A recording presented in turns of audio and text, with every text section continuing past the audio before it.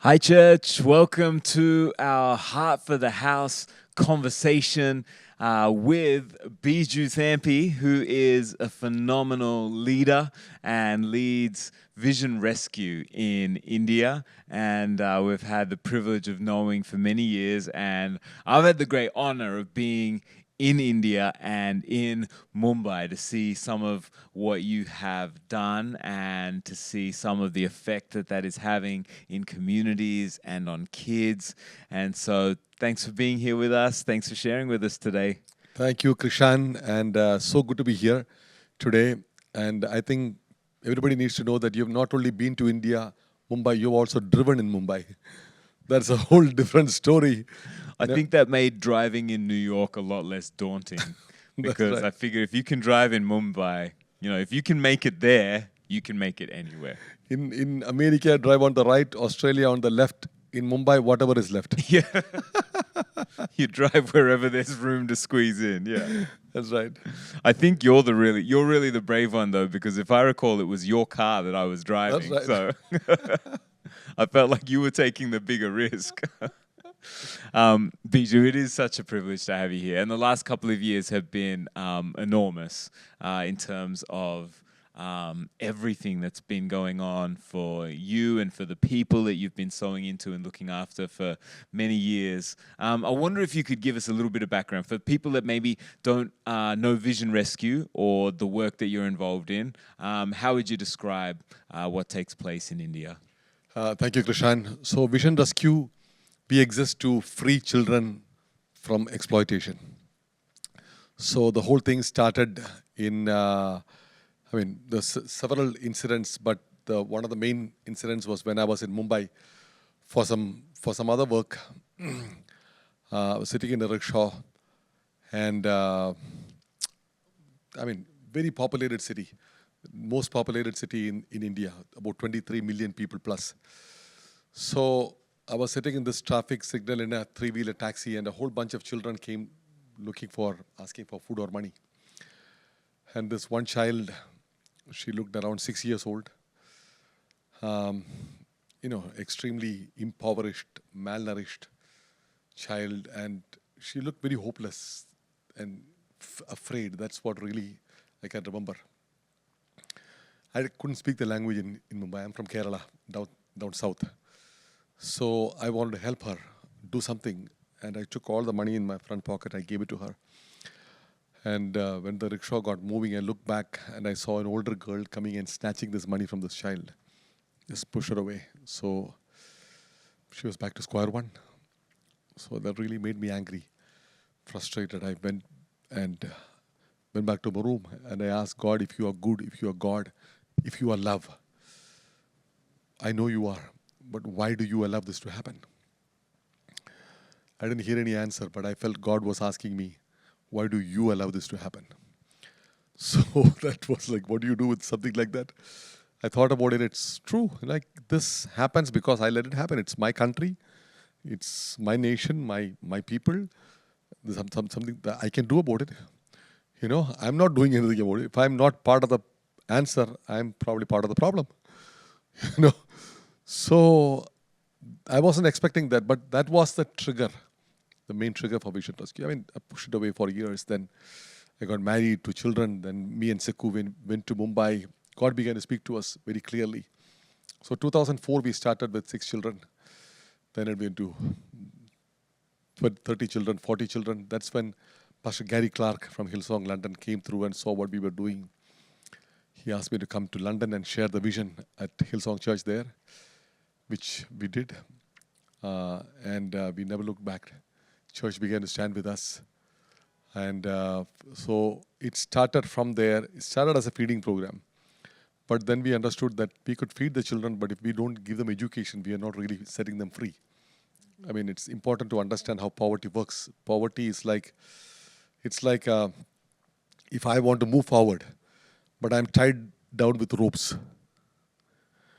Okay, one rope is lack of education, one rope is lack of nutrition, lack of healthcare, lack of awareness about a lot of things that I'm entitled to.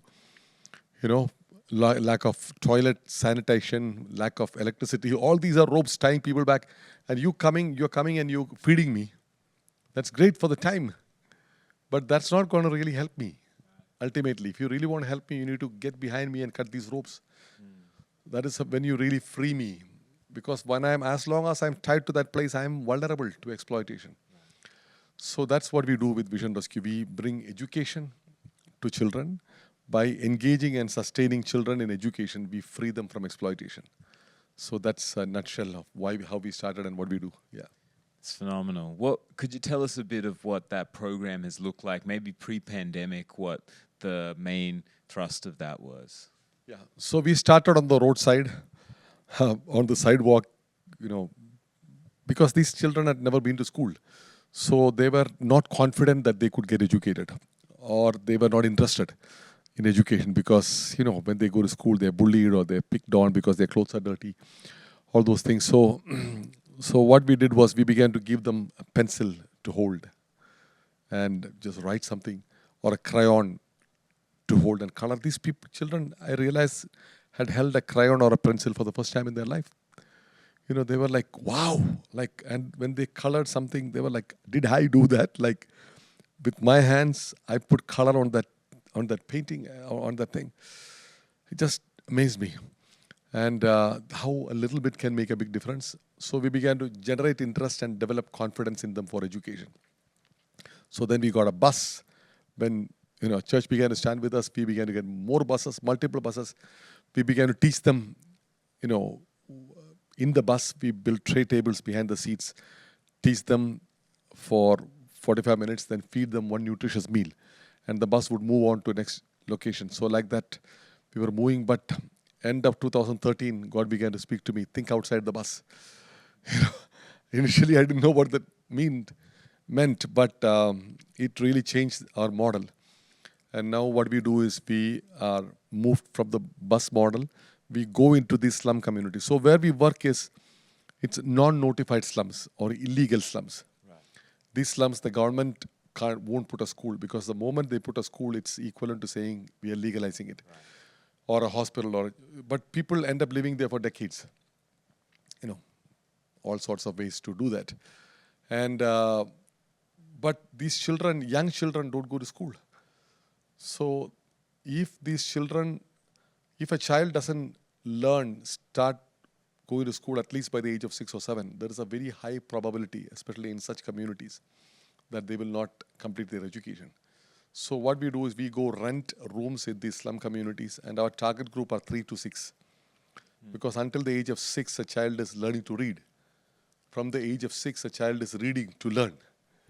Right? So we want to teach these kids how to read before they reach 6 or 7, so that then we transition them to government schools. So pre-COVID, we were working with, 2,000 plus children in our own programs, plus 3,400 children in government schools. So when we transition them to government schools, we work in those schools, because the quality of education there is not something that is attractive enough for them to go back.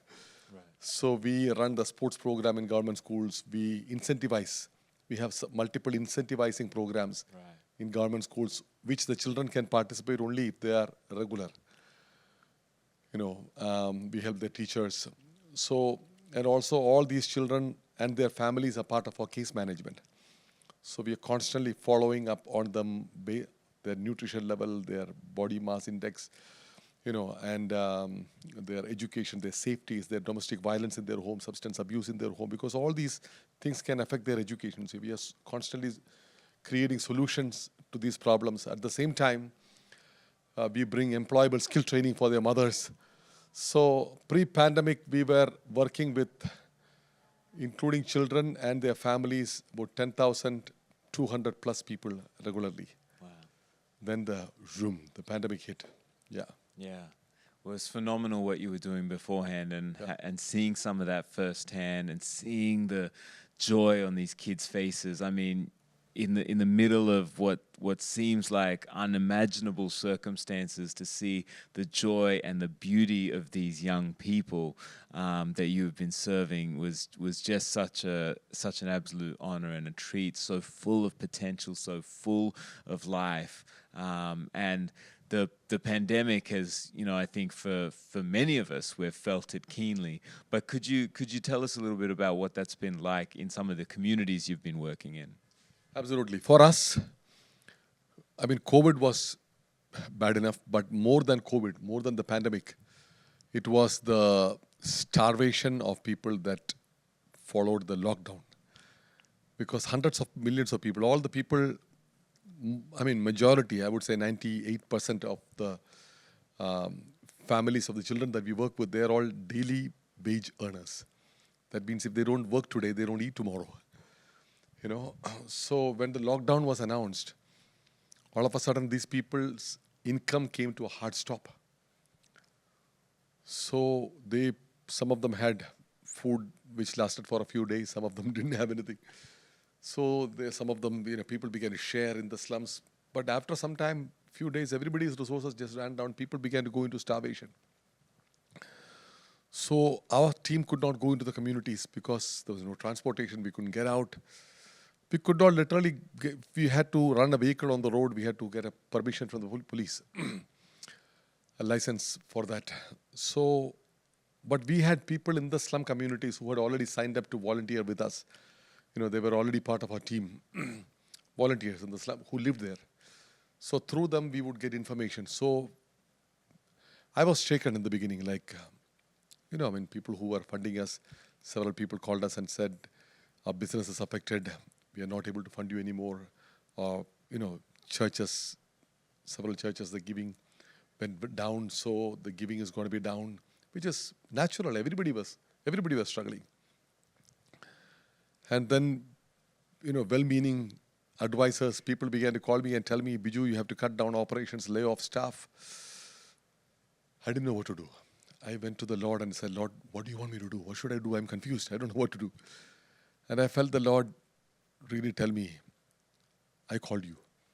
I called you because these people needed you. And if they needed you, they need you all the more now. So you're not going to go back, you're going to do more. So we began, again, we started off with a feeding program, like the beginning. So we heard about 17 families in one of our communities who were starving, who were going into starvation. So we designed like a grocery pack, which a family of 5 could live for 10 days. And we distributed it to them. Then we heard about more people.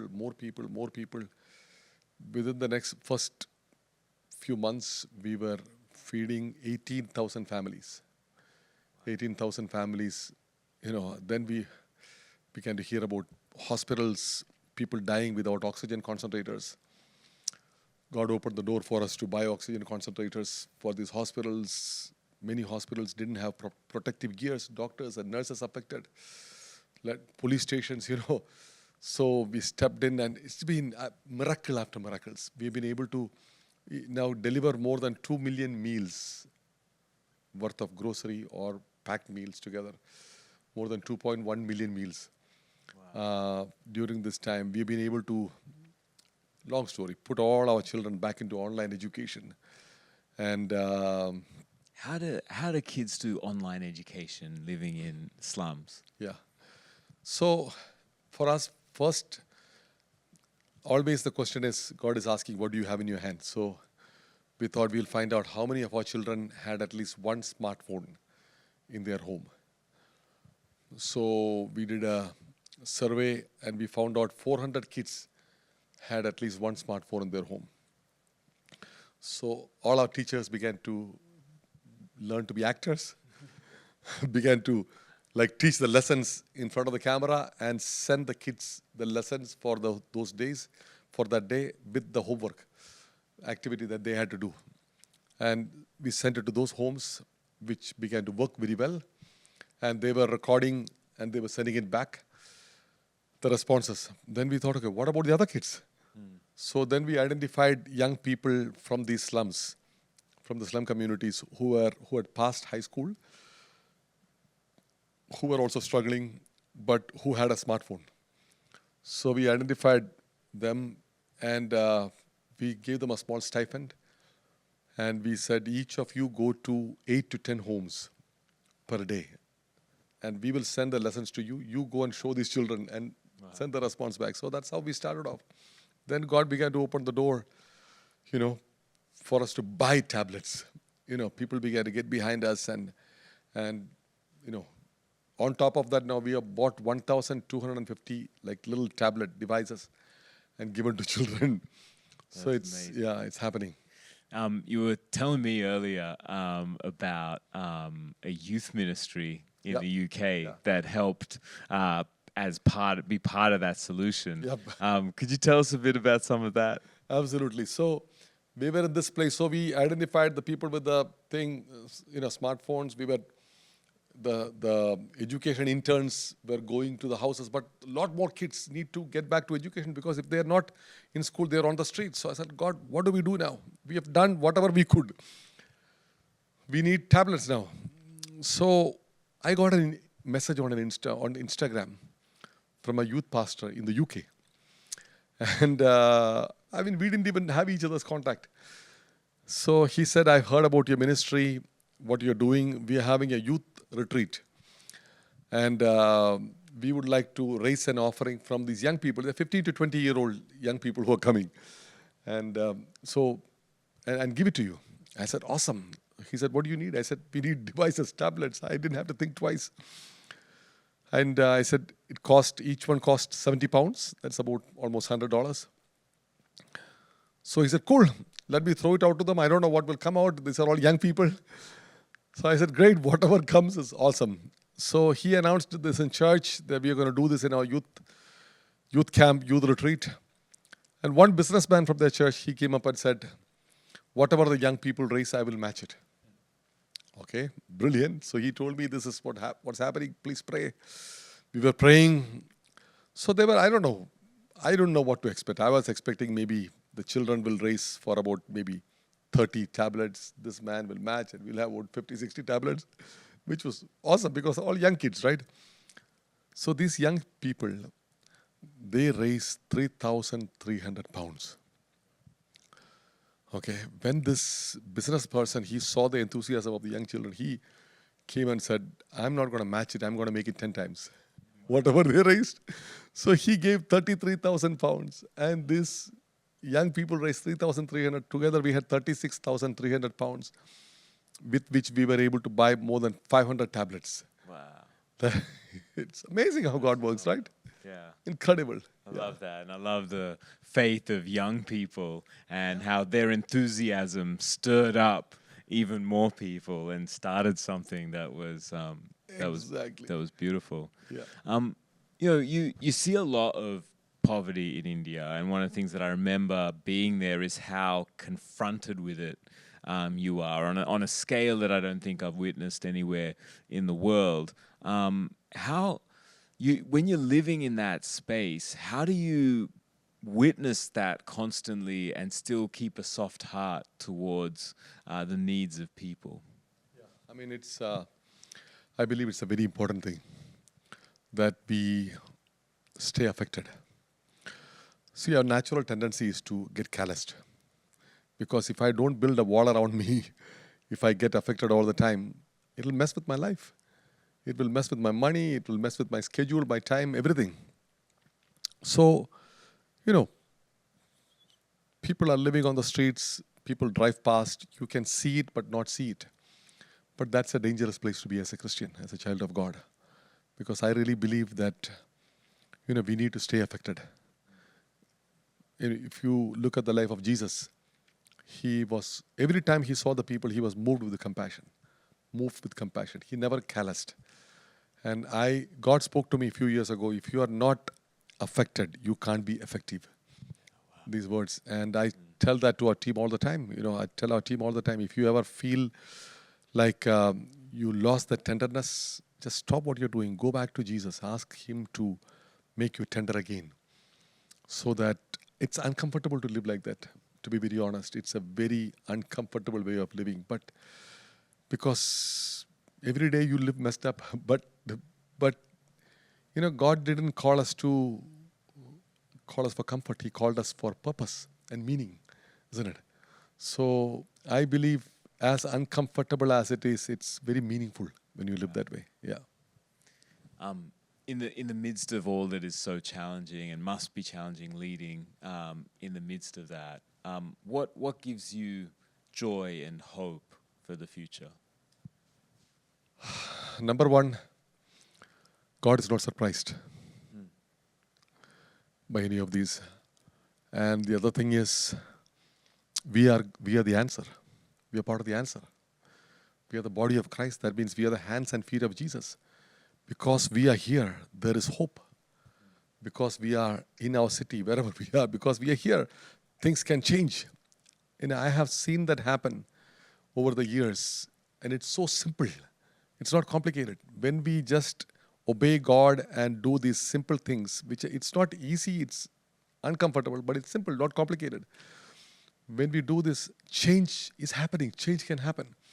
So that gives me hope, to move forward. Yeah. Yeah, that's really exciting. When you come and arrive in a country like America, what are some things that you think we should know about where you're from and what opportunities there are to bless others? Truly this nation is blessed in so many different ways. And I thank God, every time I come here, I'm just so grateful for what you have here. I feel grateful being here and seeing what you have and the opportunities that are here. Just the American dream, the attitude of people that can do it. I love that about America. Always lifting the underdog. I get inspired when I come here. At the same time, I really believe, I felt like sometimes it's so possible to get so caught up with the now and our world only. It's important that we just be aware more, more than sometimes if we just watch the media that is only coming to us, we miss the point. I believe we need to intentionally search for what's happening around the world and connect. There are so many organizations, but I believe the best way is to get planted in the life of the church and be part of what the church is doing. That's what I love about Hillsong Church, Kingdom Builders, Heart for the House. The church is doing the due diligence. The church is really, I love the way church does it. Sends team to India, does the audit. We make sure that we are, doing what is right, make sure that it's going to the right places. So the best thing is to be part of the church and contribute towards what the church is doing in other nations to be a blessing. Yeah, I love that. And over the years, we've had a chance to take Kingdom Builder teams from parts of our church around the world to see firsthand some of what takes place in Mumbai. And I'm hoping that when there's a little more confidence in borders and all those kinds of things, that we might be able to do that from the Northeast and perhaps that'll be awesome. Some people that would be interested to see what takes place in Mumbai and be there in person. So, if that's something that would interest you, why not let us know? We are in the midst of our Heart for the House season. And for those that have been thinking and praying about where you'd love to contribute, one of our major partners globally is Vision Rescue. And I pray that we would all be kind of prayerfully considering what part we might be able to play to continue to be a blessing.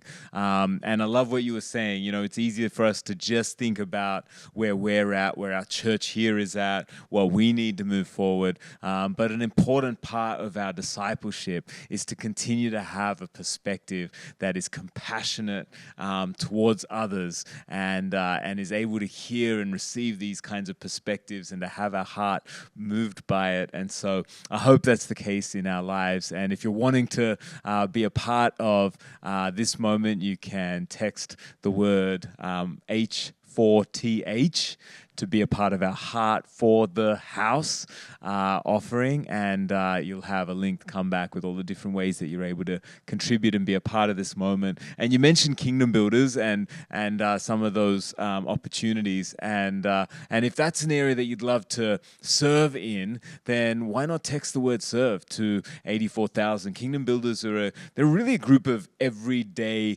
people in the life of church. Some of them are key business people. Some of them just family people. Some of them are young professionals just starting out in their careers. And so it's a really beautiful group that represents right across the spectrum of our church, but they share in common a real passion around resourcing the church to move forward and being generous beyond our church as well. My wife and I have had the privilege of being a part of that community now for well over a decade, and it's been a joy to serve our church in that capacity. And so that might be something you want to think about becoming a part of.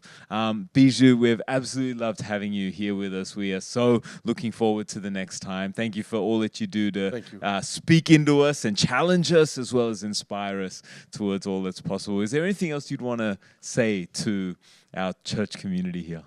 I just want to say thank you. Thank you for standing with us. Thank you for doing this journey with us. And you got an amazing leader here, Krishan and Danny. And I just want to encourage you to get plugged in. If you are still coming and checking out and irregular, I just want to encourage you to get planted. Those who are planted in the house of God flourish in the courts of God. And I want to welcome all of you to Mumbai and come and watch Pastor Krishan drive. That might not be what people want to come and witness firsthand, but who knows? Who knows? Yeah, it'll be amazing to be in India all together at some point. Well, church, we love you. Thank you for joining us for our Heart for the House conversation tonight. Should we pray? Would you pray for us? Definitely. Yeah. Let's pray. Abba, in the name of Jesus, we come to you. Lord, I pray for every precious children of yours who's part of this meeting, who have tuned in, watching, joining in prayer. Lord, I pray for their families. I pray for their lives. I pray for their career, their businesses, their studies. I pray for the blessing of God on their lives. I pray that, Lord, as they seek you to find out your will in them partnering with you in building your kingdom, I pray that, Lord, you would speak to them. Make your voice very clear to them, Lord. Increase their sensitivity in hearing your voice. I pray that, Lord, you would cause people to take huge leaps of faith in terms of walking in obedience to you in their partnership in God's kingdom building, Lord. Lord, I pray the blessing of God over every life, every business, every family. In the name of Jesus, I speak joy, encouragement, hope, life, peace over people. Thank you, Lord, for hearing our prayers. In Jesus' most precious name we ask. Amen. Amen. Amen. We love you, church. Be blessed. We'll see you this weekend.